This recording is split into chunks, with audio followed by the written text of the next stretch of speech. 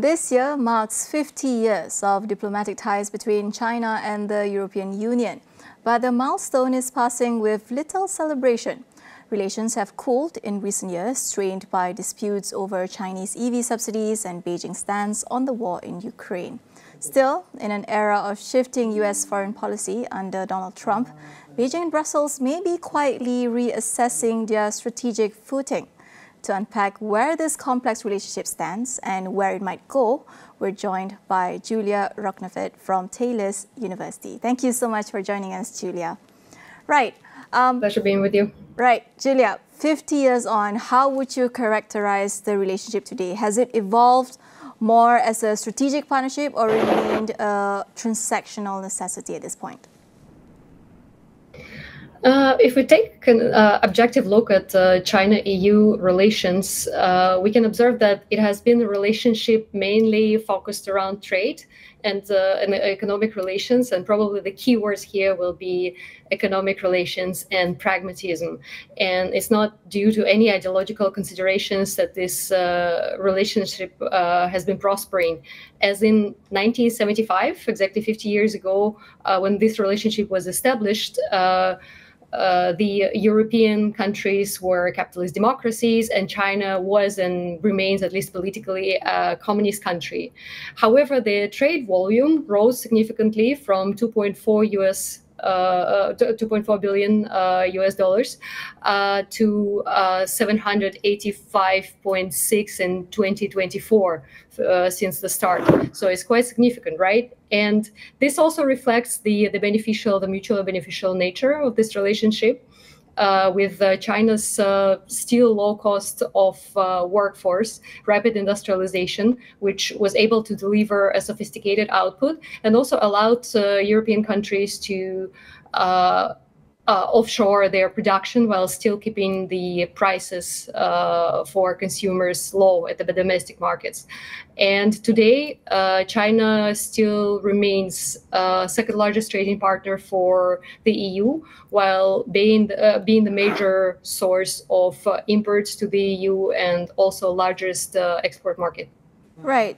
But do you think, given all the uncertainty around US foreign policy, especially in recent years, do you think China and the EU are trying to find more common ground on their own? They probably are. And it also is probably coming out of necessity rather than any ideological approximation or being a buddy-buddy in the international politics.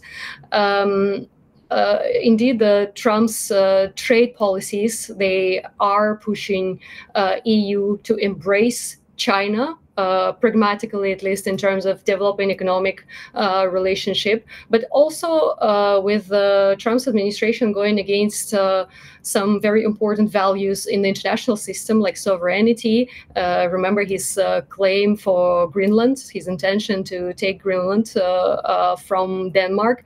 This also doesn't make the American EU partners happy. So inevitably, it will be pushing EU with the time. Probably not immediately, because the ideological component of the EU-American, the transatlantic cooperation is still there. It will be pushing it towards China. And part of it might be under the pressure from the United States. For example, the EU will be buying laundered goods, which will be coming from China, but through the third countries. This might be happening.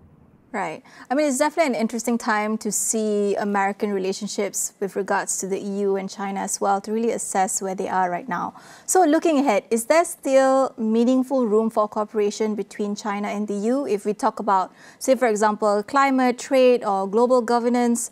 Or are we watching this strategic relationship slowly drifting away? Many areas, many potential areas for cooperation. For example, climate cooperation remains one of the major areas, and probably it will survive any ongoing geopolitical tensions, which are at all times high. And China has been one of the major proponents of new energy sectors, including, for example, solar energy and wind power. as well as China has been pushing aggressively for adoption of electric vehicles, something that EU enforced tariffs against China-produced EVs to protect its market, but also not everybody in the EU is happy about it. And what will be happening, while EU cannot afford at this point to increase the cost of the international volatility, how it increased with, let's say, the Russia-Ukraine crisis, with the need to cut down on its energy, it's unlikely to be increasing that cost even further by cutting or reducing its cooperation with China. And in the long run, if the same policy on the part of the United States continues, we might even see the EU sort of revolt against this kind of policy, and instead of antagonizing the major powers like China, come closer to them, both in terms of trade and maybe addressing some other international issues.